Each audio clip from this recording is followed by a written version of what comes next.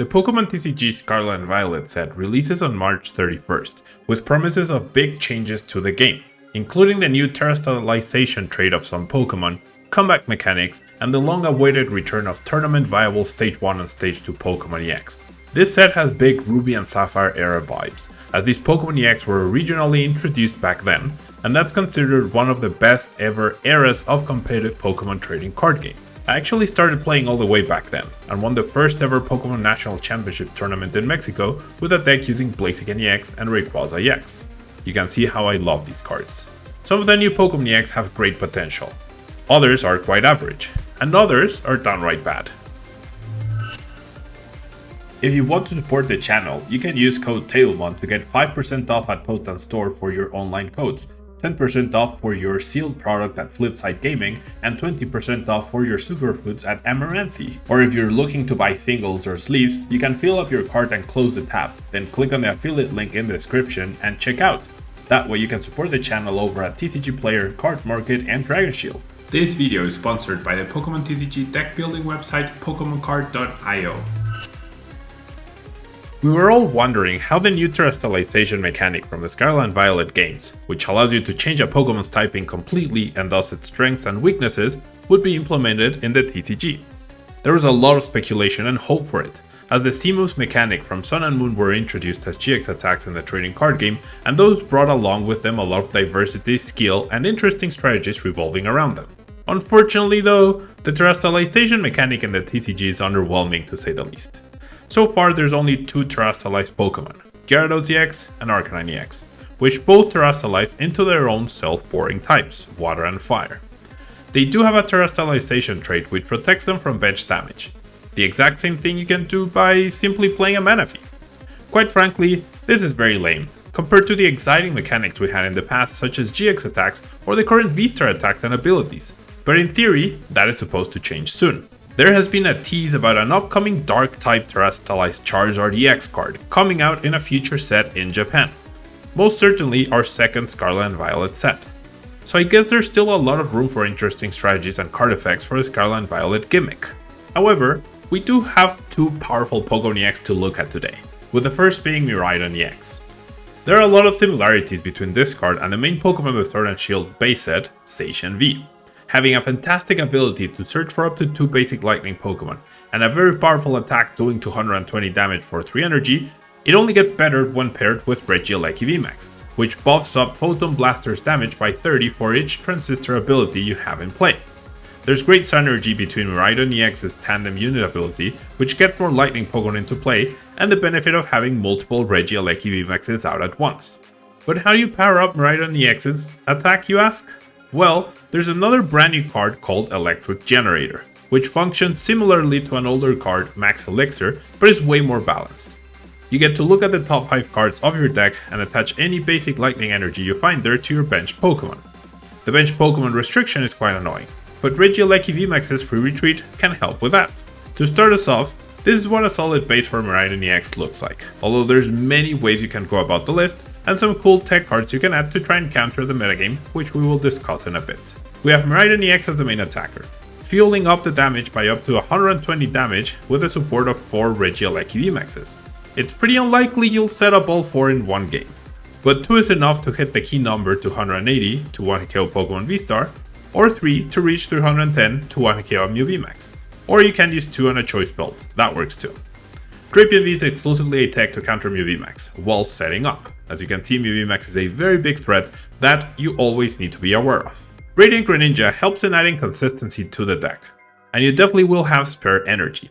We have so many of these in order to have good odds of hitting 1 or 2 energy for the Electric Generator item, to help power up our Pokemon faster, as these are crucial to make sure we can attack as quickly as possible, even on turn 1, and in continuous turns as well. The supporters are very straightforward. To make sure we can draw a bunch of cards with Professor's Research, target down the right threat with Boss's Orders, or fetch us the right item and tool card for the specific situation we're in, along with either of the Seal Stones. The Stadiums plus switching cards help us ensure we are never hindered by the drawback of Miraidon EX's Photon Blaster attack, whilst the Ultra and Nest Bolts help us establish our board even further. If you'd like to diversify the deck strengths and give yourself other options, there are other very powerful lightning Pokemon worth mentioning that could be easily included in the deck because of how easily they can be powered up through the use of Electric Generator. Luxray V is a good option to disrupt your opponent, either by the first attack to discard trainers and remove resources, or through paralysis, especially strong when combined with a late game Roxanne. Flying Pikachu VMAX is public enemy number 1 of Lost Box decks, which are contenders for the best deck in the new format. Therefore, having such a strong counter card against that deck could prove useful in tournaments. Magnezone V-Star gives you access to a powerful V-Star attack to target down bench Pokemon, along with a regular attack that can fetch useful items for the next turn. Flaffy can be a good backup option to mitigate the variance that Electric Generator conveys, as you could easily hit 0 energy off of one and completely lose all momentum. This also means you could include a copy of Ampharos EX and have an alternate, beefier attacker that only gives up 2 prize cards. Miraidon EX decks are for the most part simple, straightforward, and powerful, which makes it ideal for both veteran and new players alike. If you have enjoyed the video so far and found the information useful, please consider becoming a Tablemon channel member through the join button down below. For as low as $1.99 a month, you can help support the creation of these videos. Now moving on to the other powerful Pokemon EX from the set, we have Gardevoir EX. This card immediately screams broken as its ability Psycho Embrace is a big step up from the usual abilities that allow you to recover energy from the discard pile once per turn per evolution. Gardevoir EX can recover as many as you want, with the drawback of placing 2 damage counters on the Pokemon you attach to.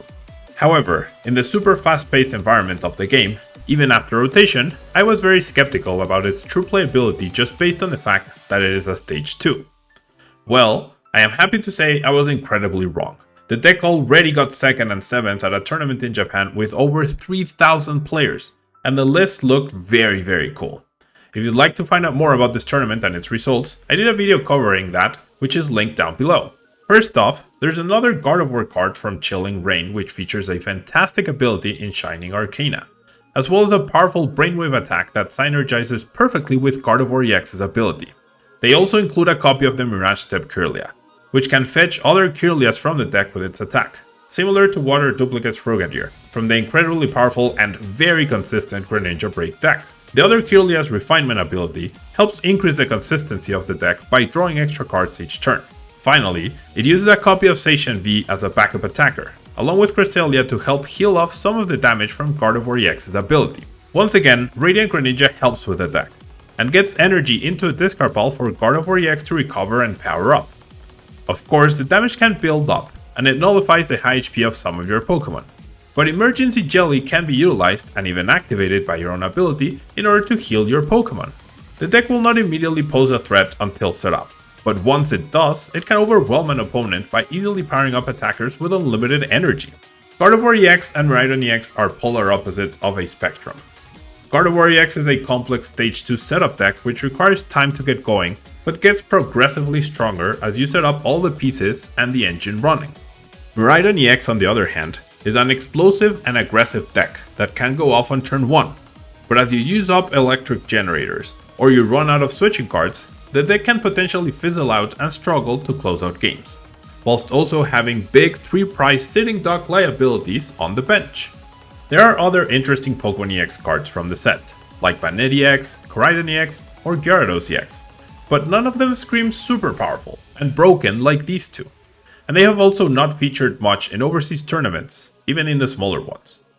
As we head to April 14th for our rotation, Scarlet and Violet won't bring a complete metagame breaking change that we would all like, as the top decks from the previous standard, Lost Box, Mew and Lugia, all remain very playable and good.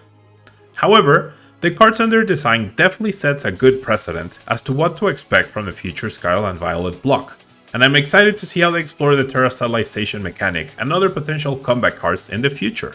Hopefully this video helps you out with a solid understanding of the best Pokemon EX from the Scarlet and Violet set, which will certainly see play at the first big tournament after the rotation, EUIC.